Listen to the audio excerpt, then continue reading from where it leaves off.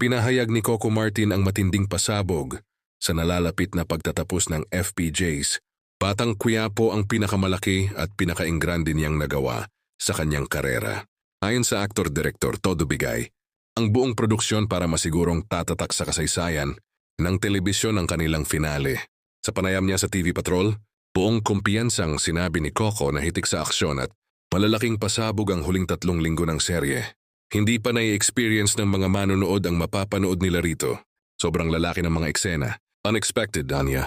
Mula nang umere noong 2023, nanatiling isa ang Batang Quiapo sa pinakapinapanood na teleserye sa bansa.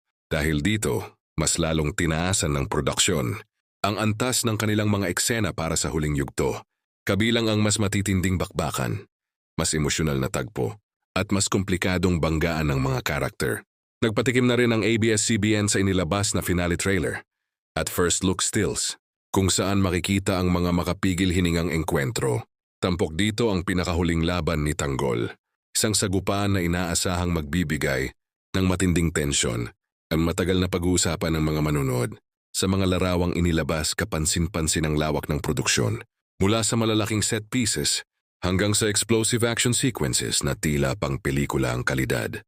Patunay ito sa dedikasyon ng cast at crew na tapusin ang serye sa paraang hindi malilimutan.